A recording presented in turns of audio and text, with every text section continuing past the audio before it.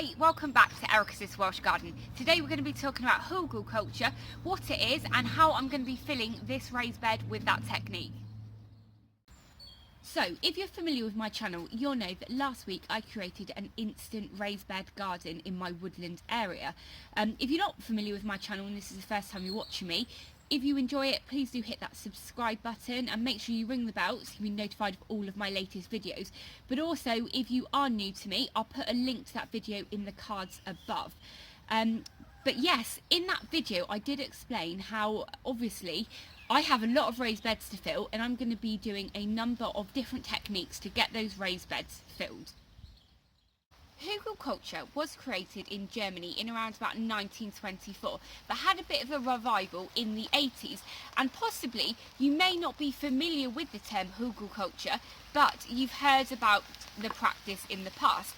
Now, the main principles of Hugelkultur are to get lots of logs or decaying material in a mound and then put topsoil over the top.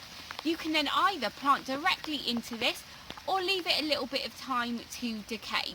Now, this is not going to be suitable if you want to make a carrot bed or grow any other type of root vegetable like parsnips and things like that, because the roots are not going to be able to penetrate into the rotting logs.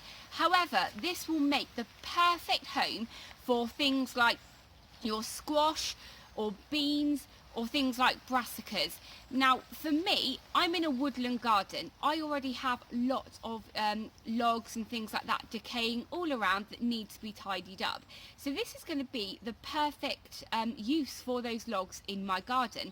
Now, the other day I was walking around and I noticed that there was this tree stump that was completely rotten, and I kind of like picked a bit of it off and got this.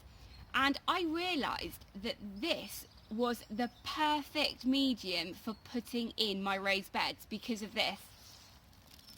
Look how much water is stored inside this decaying wood.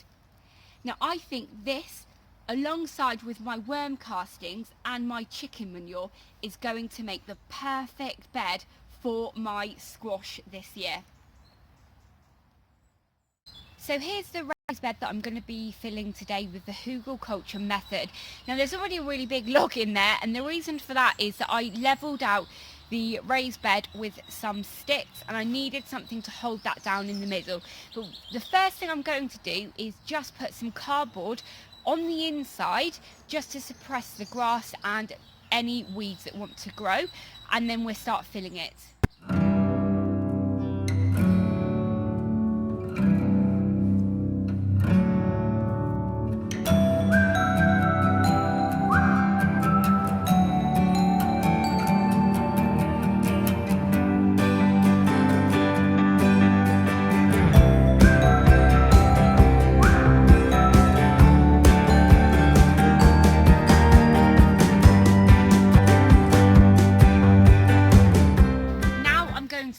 Some worm castings, because I don't like having my worm castings too close to the top, because there are a lot of seeds in here and it sprouts like crazy.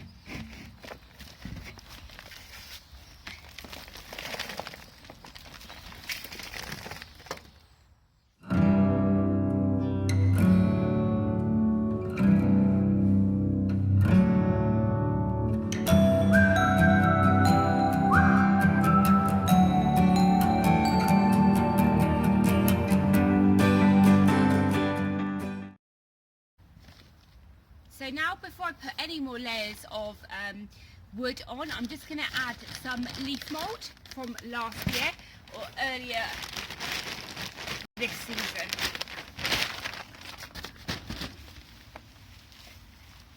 This is going to rot down much quicker and fill up all of those gaps.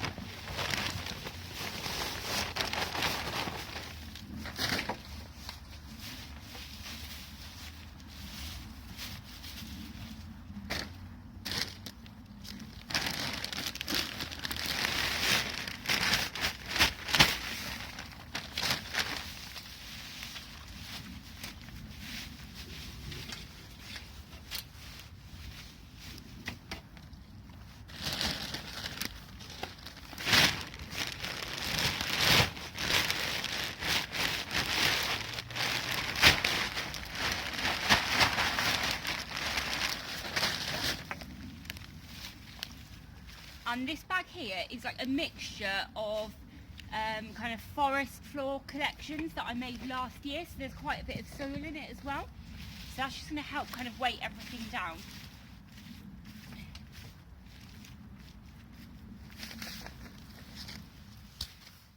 And the last layer that I'm going to add for now is some well-rotted chicken manure. So this will help just kind of hold down all of these leaves.